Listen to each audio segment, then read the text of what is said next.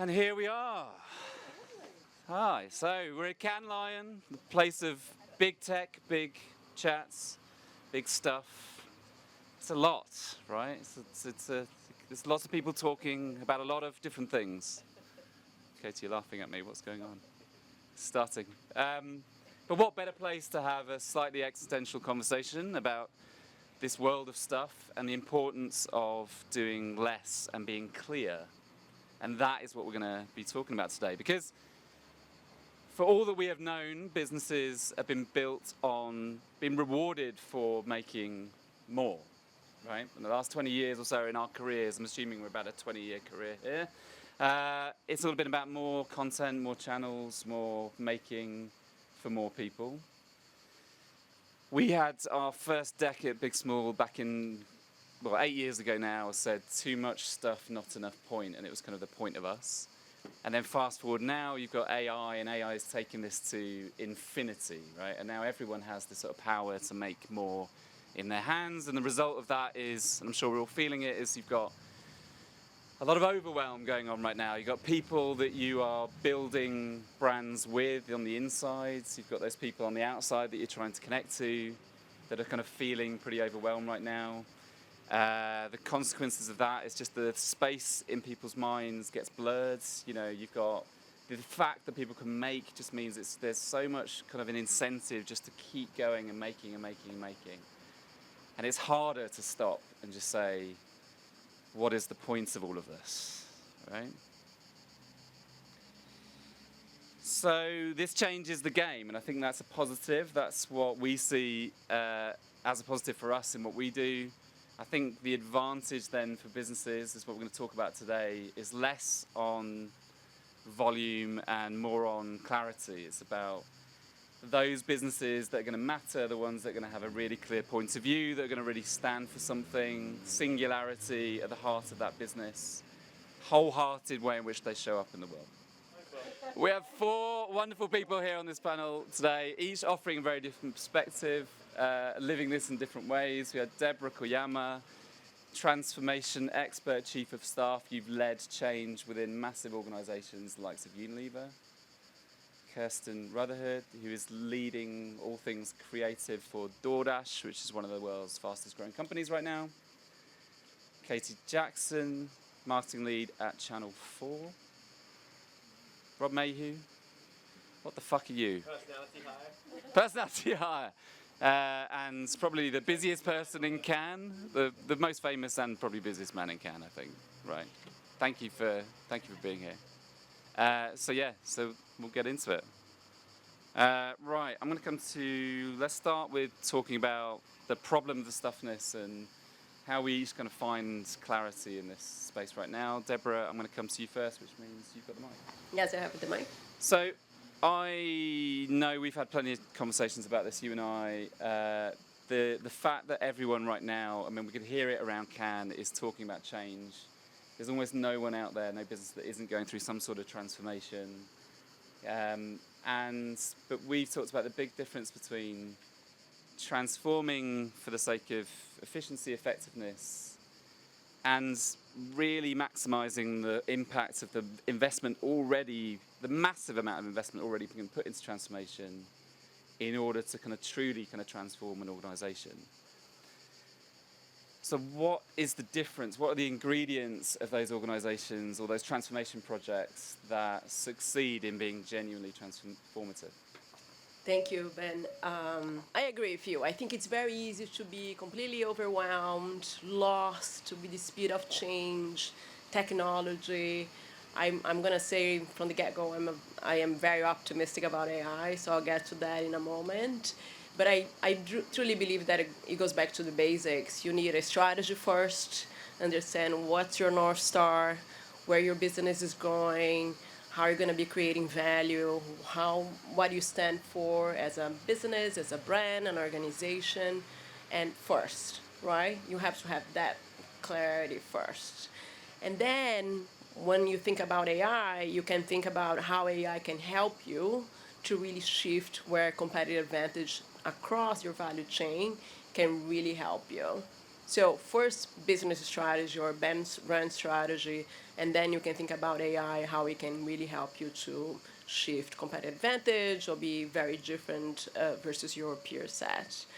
When it comes to AI, again, I said I'm very passionate and energized, and I'm an optimistic. I may be not the majority in Cannes this week, but obviously efficiency is the easy, obvious starting point. But I'm much more excited about how AI can help you to drive growth, profitable growth. And I also believe that AI can help you to be much more creative, unleash imagination, and really drive brand or business growth. I'll stop there. I can speak about this for a while, but I'll start there. You need to start with strategy. So what's AI? I don't know if you heard about that, those two words. Yeah. We are going to come back to those two letters a little bit later, but Katie, maybe I can ask you to take on from that point. I know at Channel 4 we were talking about the fact that you have, well, found your North Star. I don't know how you would describe it in Altogether Different. And I know when you first came into the business, that line wasn't necessarily a kind of core idea at the centre of business, and you saw an opportunity to make it so, and you've gone on a journey to do that. Do you want to talk a little bit about that? That sounds like you're giving me loads of credit for just basically having looked at a set of words and going, yeah, that's it. That's all we do for a living. Yep. So we, can you hear me okay? Yep. Yeah. Yes? Down.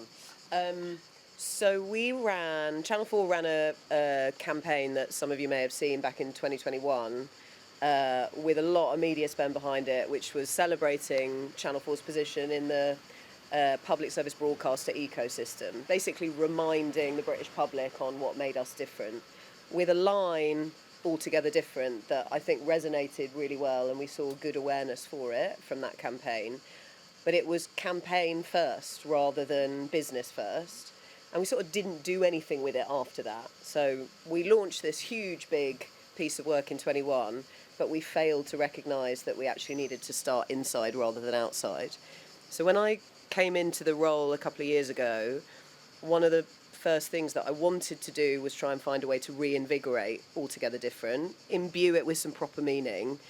And as with all things, I don't think many things are that complicated when you really boil them down. So I just started by sticking it on the walls. When you first come into Channel 4 in Horseferry Road, it's the first thing that you see. When you first walk into Channel 4 in Leeds, it's the first thing that you see. And starting with a galvanising thought that the organisation can really get behind and believe in, I think is much more powerful than just an advertising concept that is designed to target viewers without the full backing of your employees. And why is it so powerful? Well, I think what it does is talk not just about what Channel 4 is, but how Channel 4 behaves. And I think, as with any central thought or North Star, to borrow the expression from the fellow panellists, I think being able to give people something that they then know what to do with rather than just keep their distance from is really powerful. So we tried to talk to the full Channel 4 workforce about creating this sense that Altogether Different is really about having unruly ideas and being unapologetic with those ideas, and that's the spirit of being different and distinctive. Love it. Did you get any pushback to people across different teams kind of? Yeah, do you know what we did? And we didn't talk about this actually, but to own this idea of being risky. So lots of people will remember this idea of Channel 4 being born risky. I think there was some pushback when I tried to actively move away from that into the Altogether Different space. A, because I think there's a mourning for a legacy idea that had a lot of love. But I think my point was the challenge with asking people to be risky is it doesn't work for a legal team, doesn't work for a compliance team, doesn't work for a finance team, whereas actually asking them to think differently is much more impactful and more constructive and actually grounds it in something that feels less irresponsible, I suppose. Yeah, totally. I think we talked about this, that big difference between, well, putting it up on the wall is one thing, but then moving people to kind of feel into it and believe it is a whole, I mean, that can be a journey for years and years that you sort of build on. Great. really good example of what we're talking about there is just like that absolute clarity at the centre. Well, and also, just if I may, I think the other thing about, given the premise of this discussion is about less versus more, I think it's very easy for lots of people to come into a CMO role and go, time for a rebrand. Yeah. Do you know what? I've decided that what I'd like to do is leave my mark rather than look inside and recognise that there's a jewel here that actually just needs platforming. It would have been very easy for me to come in and say, yeah, okay, well, we didn't really land altogether different well enough, so I'll just find a different set of words and that'll be my legacy. Not really interested in that. I think taking an approach where we go, celebrate what's already there, give it to the employees and sit back and let it happen is probably a bit more powerful. I think it anchors it more. I think because it's obviously, you know, it's not a new brand. It's got soul. It's got depth to it. It's got history. And I think if you find something within that can be that point, I think it's going to stick for longer. I think. Rob, we use the word clarity, and it can sound a bit dull, a bit polished, a bit sort of cerebral. But when it's done right, we believe it gives people the conviction to be 100% themselves in what they do, and just to bring that to the table. I feel like you embody that. I mean, we don't know each other particularly well, but No, I feel like you're me. somebody. If you watch my content, that's me. But I'm not an actor. is this you? And yes. How did you get to this point where you thought, I'm going to be myself on stage in my own unique way? Like, what's been your journey? I tell you what it is because 25 years of working in the comms, creative industry, marketing, all the disciplines basically. Yeah. I think what I found out within 6 months of posting all different sorts of things, one day I was like getting 200 views. I was perfectly happy with that, and this is on TikTok, and I posted a sketch where when you go into a meeting room and there's someone already in there, and you're pretty confident that you've booked it, but deep down I think you know you haven't. There's teas and coffees there. You didn't book them. You don't know how to book them.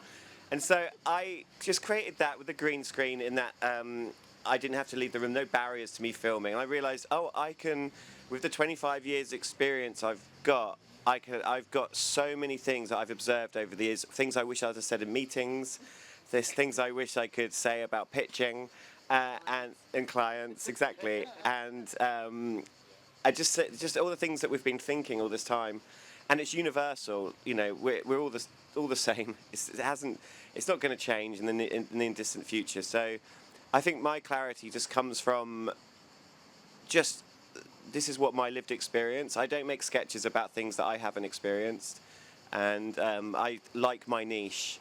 It's like I don't need to expand out. I just got real singular thought of just I want to entertain every morning when you pick up your phone at 8 a.m. A little video of me pops up on your LinkedIn feed. That's all I ever want. High ambitions. High ambitions. Yeah. I want that too.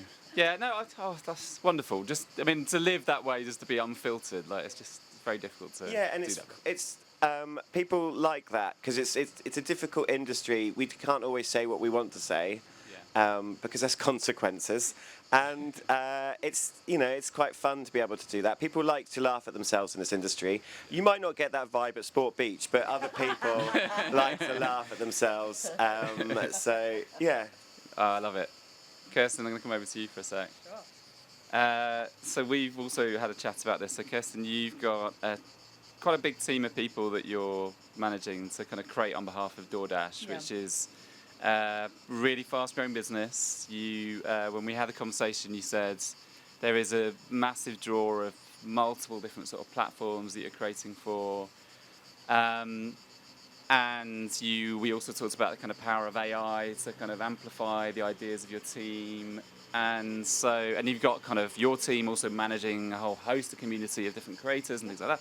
Like, how do you hold it all together? What sits at the centre of the DoorDash brand? Like, how do you, what holds it all together? Sure.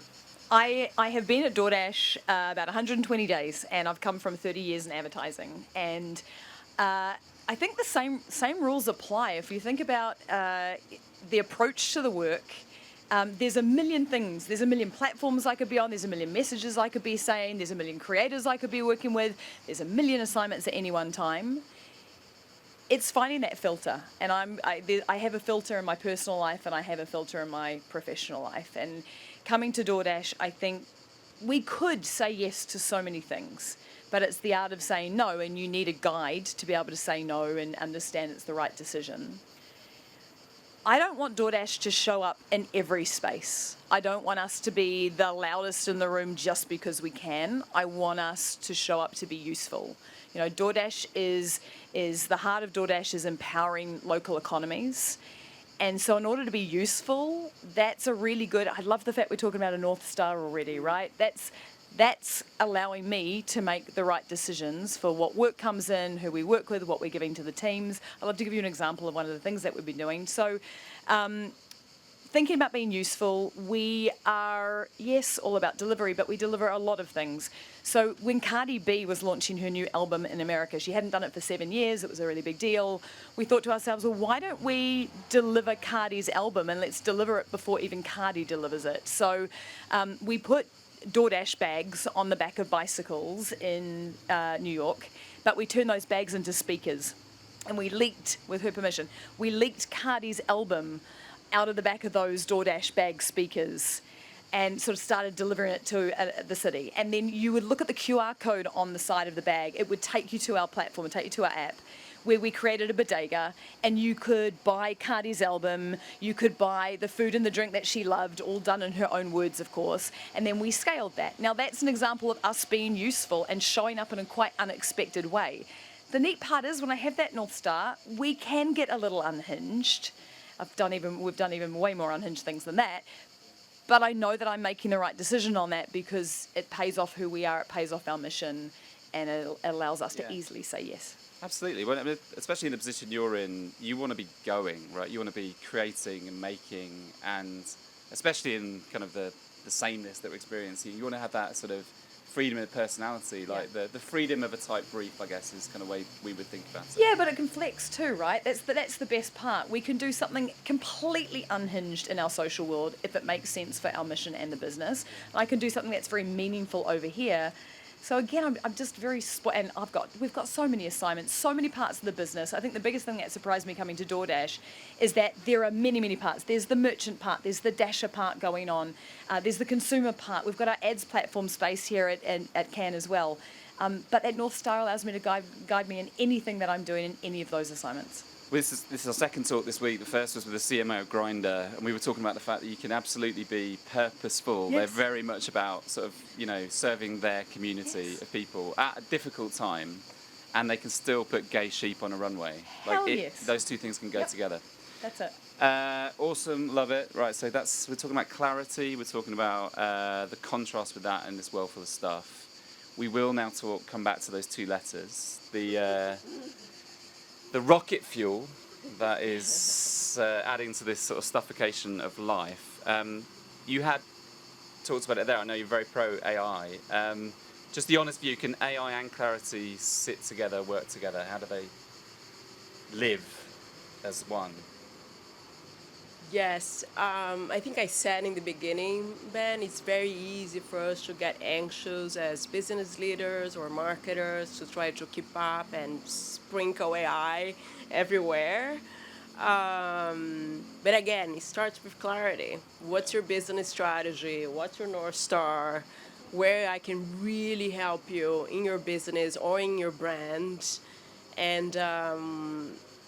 and how you can really unlock the value of AI gradually, right? I don't think you can just go, I'm going to do the entire value chain of marketing, for example, right? Because you need data foundations, but you can start with insights or you can start with content.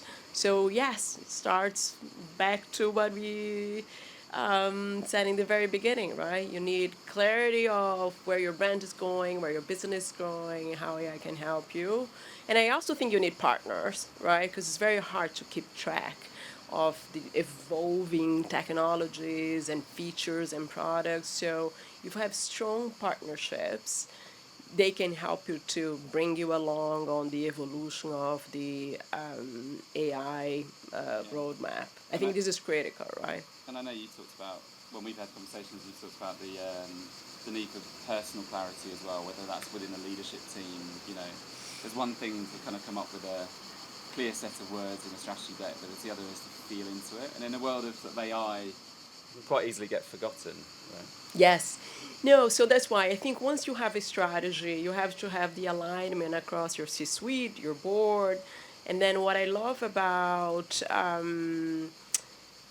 I'm gonna sound very geeky now is the QBRs or OKRs and whatever methodology you decide to adopt is like have alignment on what you're aiming for, and then you give an autonomy and empowerment to your entire organization and team, right? Yeah. They know where we're trying to go, and then you let them decide what's the best way. And I think applying AI is the same thing in terms of AI. You need strategic direction, ambition, governance, and then you let the people close to the work to really understand how we're going to redesign the workflows, how the functions are going to work together, how the decisions are going to be made in a different way, and really identify the opportunities. I don't think you can micromanage AI implementation, and actually, I don't think people thrive in that at all.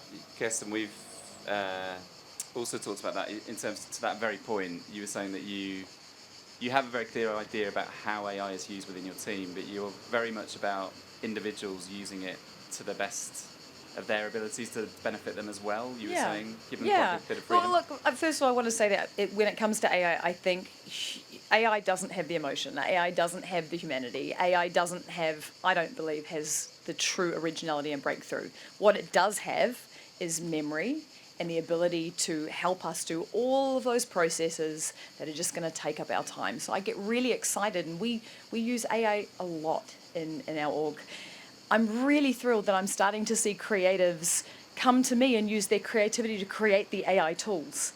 You know, they are closest to the business. They know what's going to take up most of the time suck in their world. I have an amazing head of brand voice, and she recognized that even though she is the one that provides the rigor and the guidance of what our voice is, we have growth assets coming out the wazoo. We've got thousands of assets. We've got thousands of assets that merchants are using as well. She doesn't have the ability to be over all of those, neither does her team. So she was able to create an AI tool that allows us to really go deep on the language, on the tone, and she doesn't have to be in the weeds of it. The tool helps her do that. That was her idea. She brought it to us. I've got another creative who said to me the other day, oh gosh, I've got my asset tracker over here, and I've got to put copy in all of the decks, and I'm spending most of my time, it's not about the writing of the copy, but it's the copy and the paste. So I'm creating a tool that it just fills the document out for me to begin with the word count, all that sort of piece. She's still going to provide the breakthrough, but finally there's a tool that she came up with that's going to help her do her job better. How freaking cool is that? That as creatives, we get to bring that creativity to the tools that we create to make our own lives better. And that doesn't go against the idea of having this sort of core idea that can still hold everything together. Again, it's that same point, right? You're with this real clear sense of purpose, with a really clear sense of self. Yes. You can give your team the freedom to create with the tools available Absolutely. to them They know today. the agenda, they know the mission. Yeah. So, if they can create within that world, they keep that tone going, they keep that purpose going. Yeah. Free reign to create something that makes And you've all still of our got lives plenty easier. of human breakthroughs in the mix of that. Oh, that's team. essential. I mean, that's the Yeah. whole point of these tools, is it allows my humans to do the breakthrough. Yeah. Yeah. Not nice. the crappy stuff. I won't swear. There we go. No, I think it's encouraged. Not the bullshit. I think we should all just have a moment. Rob, would you like to swear? No, would you? You're going to have some competition, right? I mean, I don't know. Are you? I mean, AI just enabling kind of anyone to show up as a creator, communicator these days. What does it? Yeah, impact your... we're talking about stuff and more of the same stuff. I don't think anyone wants more of I really value originality and creativity and surprise. And I think AI is yet to kind of be able to write better than me in terms of sketches. It might help me write the post copy that goes on a LinkedIn thing, and then you have to then go, please, can you talk like a human? It's not this, it's that. And take out those emojis. But it's, it also, AI does allow me to edit. I've got zero production skills. It allows me to edit and do things. But I used to work for point of sale agencies, sales promotion, just doing all the Tesco, sort of just changing the strawberry and the pricing and all that. And that no one parties harder than a sales promotion agency. I'd be sad if we lost that discipline because of AI. Is my thought. It was nothing. We'd worked so late getting all these I don't know, yogurt brandings on the side of things, wobblers. Oh my god! And it was so stressful. And I would be in charge of the spreadsheet, which is why I'd always get fired because I've got terrible attention to detail. I would thrive now because I'm a personality hire. I would thrive with AI because meeting notes, or I was awful at. Anything Excel, awful. So, if it allows people like me, poor old me, to then be more creative because I'm not wasting working late trying to write up the meeting notes that I didn't know I was meant to be writing until after the meeting, I think it's great. I don't mind AI. I think a lot of the networks, advertising networks, are probably going to fire you anyway because they're looking to cut costs. So I just hope that it really empowers kind of independent agencies who can really focus on creativity and the amazing idea you said, with Cardi B. It gets me so excited to hear that because that's just such a cool idea, and AI couldn't come up with that. But yeah. And you were saying you might go back to promotion. Yeah, I love sales promotion. I can write T's and C's better than anyone. Do you want to pitch yourself for that? Yeah, anyone. I'm open to work for a sales promotion agency. There'd only be 3 of us, but I'll do the T's and C's, and I'll deal with all that on-pack, any of that shelf wobblers. I can't get enough. I could come and work with you because I love coming up with competitions.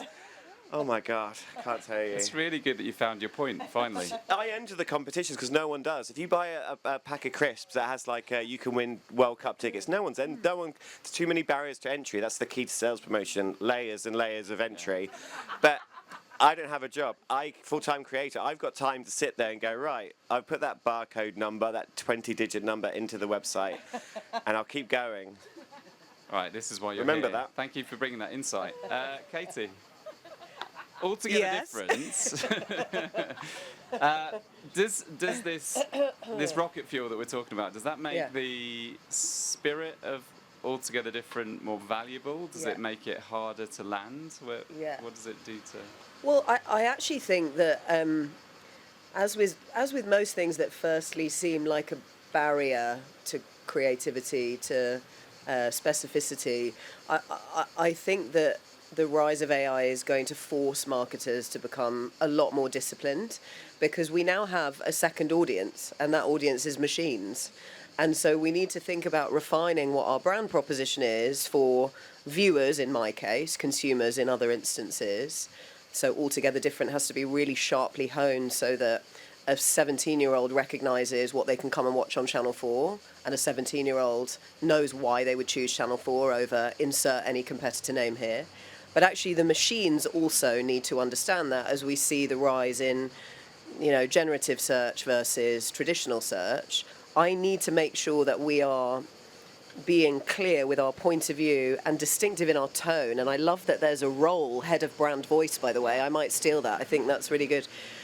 So that, when you are asking, because most people seem to now be in a relationship with their large language models, when you are asking, what should I watch this evening? When I think about content discoverability and how that's changed, I actually need to be much more disciplined with what Altogether Different means for, again, I don't want to name any LLMs, but all of those guys.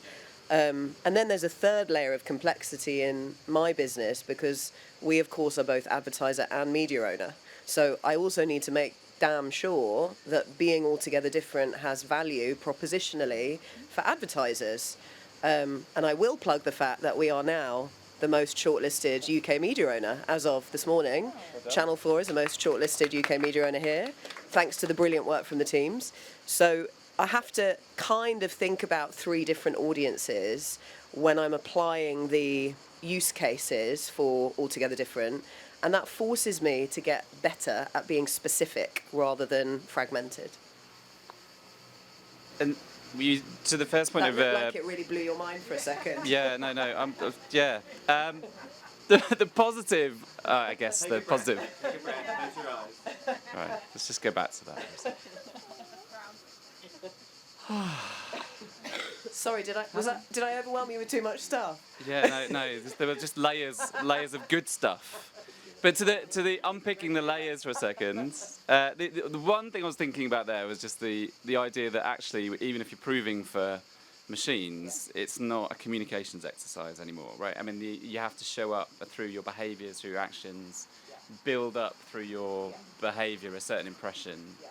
So in some ways, that will force you into the right kind of behaviours as a brand, I guess. Well, it comes back to the first point around making sure that any core North Star, any core brand idea has meaning for every single part of the organisation. Yeah. So the technology team at Channel 4 need to understand how Altogether Different needs to be worked through from a product experience point of view, knowing that we need to make sure that LLM crawlers have access to be able to read all of that information in order to surface it through the generative search. So it makes it even more important for people in my position to bring the board, to bring the excos on the journey with them around what this business, at its heart, what the spirit of this organisation should be, because it's not a communications idea, it's a brand platform, and that means that we all own it. So the skills that you need go beyond like a classic marketing leader then. Totally. You're going to have to be a chief clarity officer, you're a chief people officer at the same time, all these things. I mean, I'm bigging you up now, but there are real sort of people skills involved in building those kind of connections across the organisation. I think that's right, and I think we used to talk about T-shaped people and I-shaped people, do you remember, way back when? So people having real depth of expertise in a specific area, usually in more technical disciplines, and then the T-shapes being able to have, light expertise across a whole range of different areas, but being able to kind of straddle the organisation. And remember, I am not a marketer by trade. I'm from an agency background, and because I've worked with so many different clients over the years, and in client service, account management, whatever you want to call it these days, that type of stakeholder management is quite important. I actually think that now really helps in the role I'm in.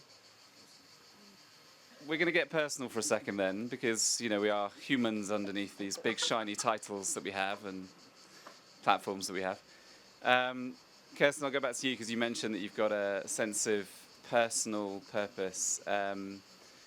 How do you cut through the overwhelm that we're in right now and find your clarity, and then I'll ask you guys the same question. This is my favourite topic to speak about. I spoke with the Young Lions today about exactly this, and we did a workshop on understanding your core values.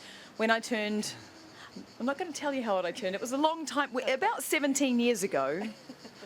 About 17 years ago, I did this exercise myself and was able to articulate my purpose. And my purpose is to make the world a better place through kindness and creativity and to help others do the best work of their lives. Love it.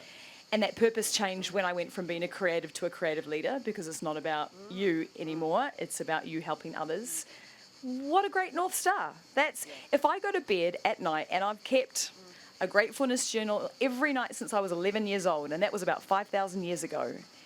Every single night, I can judge how my day was, because even if it was a pile of shit, if I've done one thing that pays off that purpose, then I'm good.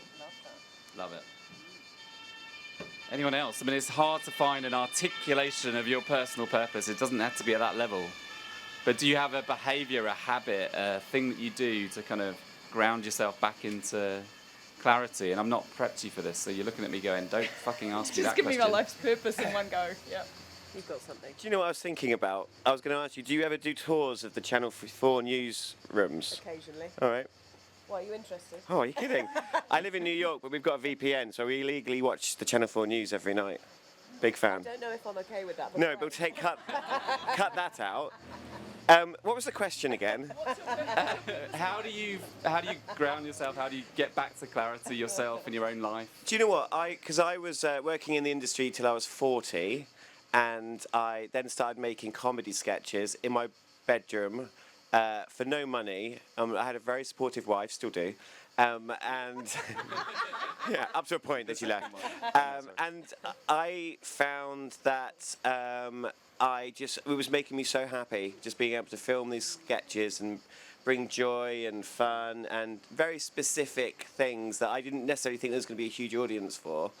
And just kind of use that as my mantra. I love to keep being original, surprise myself, I don't want to be boring. I don't want to do more of the same every year. I like to do different things, but it's still within my wheelhouse. But I just feel so blessed that I am able to kind of do what I do and just love it. The weekend, it annoys me when it's the weekend because I can't be filming and I have to be with my family, who I love, obviously.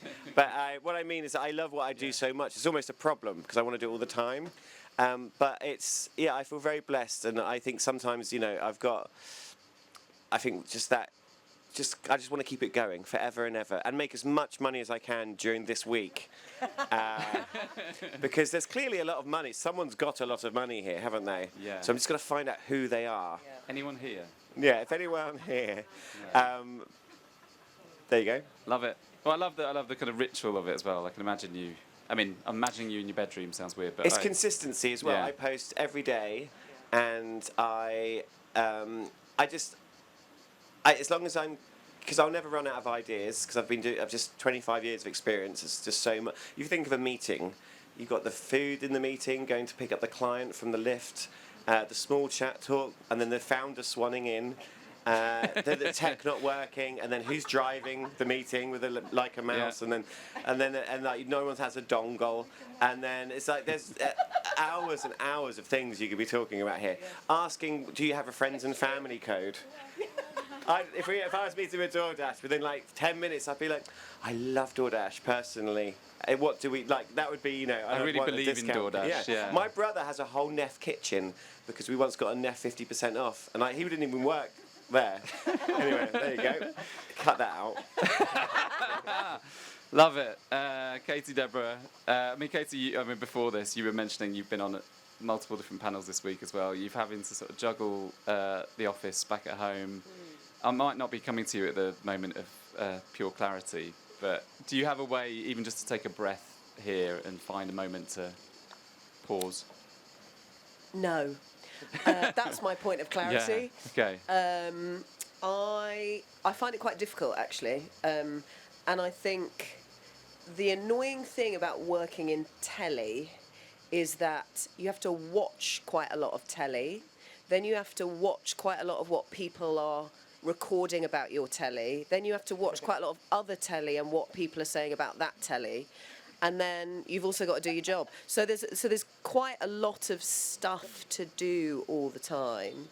I think, boringly, what I have tried to introduce is some sort of limit on what I do in the evenings, because typically, you could be out all night, every night, and I don't just mean in Cannes. I mean, the industry has so many things going on all of the time. And what I've tried to start doing in the last 18 months or so is at least say, out of 5 nights a week, Monday to Friday, max 2 are work events. 1 is always for exercise, because otherwise I lose my mind, so I need a little bit of that. And 1, I always have to be home by 7 o'clock. So I try and almost set myself, that does not work in Cannes, just to be clear, but I try and set myself those rules. Yeah. I mean, I'm not successful all the time, but at least it's a start. At least you have those boundaries. Yeah. Deborah. Might share that you and I were talking about burnout before this conversation. We both experienced it. Mine was last October, where sort of an 8-year cycle of running this thing kind of just crashed on me. Yeah. And it's funny, we were saying that whenever you sort of mention that that term to people, it's like you just get nods of, yeah, no shit, of course. I wasn't planning to share that, but I'm happy to share that. So I have had the privilege to work for 3 CEOs at Unilever under 3 years, which was amazing, but it is a 24/7, literally. Yeah. And then transitioning from one. So I took the role. 10 days later, my CEO who hired me said, I'm going to step down. I go, great. I just took the role because of you. So I transitioned to the second CEO, which was amazing, an external CEO. I managed to do the strategy, the transformation, which was a phenomenal experience. I led the AI transformation. And then when I was about to, I want to do something else because it's not a role that you stay too long, he promised me something. He left the organization. Then there was a third CEO. So then I was like, I think I need to do something else. But anyway, I think the lesson is to make sure that you're respecting your well-being, right? Yeah. I think this is the second moment in my career that I'm taking a break and deciding what am I going to do next. But And I think in terms of clarity and reflection, I got tempted to say what my purpose is, which I also did a whole workshop, and I was like, oh, I don't remember specifically. But I think my purpose is just to share, and that probably will inform what I'm going to do next, is to connect and empower people to do the best and be the best that they can possibly be for the good of humanity. It's quite, hence Unilever. I have always been a champion of positive impact, etc. But anyway, I love to reflect. I love to go to my happy place, which is the beach. I'm sick, as you guys can see, so I couldn't go to the sea here. But that's the way that I take a pause, reflect, and get clarity on what I want to do. I love next. it. Thank you. All right, we're going to wrap up. So before we leave, the last question, just the single most important thing for people that want less stuff and more clarity in their lives. Simple question. Go inwards. Nice. In a world where anyone can do anything, have a point of view. Beautiful. God, the pressure just goes up, doesn't it? I hope you got one prepared, Rob. I was thinking about Katrina Murphy. Look, specificity wins every time. Just have fun, everyone. Do you know what I mean? Yeah. Just have fun. We got into this industry to be creative and have fun, didn't we? Do you want your wine? Because I have it. I do, actually. Oh, okay. All right. Thank you so much, guys. That was great. Thanks for bringing your wisdom and just who you are as people, your race. Love it. So that's it. We're wrapping up. Less noise, more punch. End of more. Let's all have a rosé.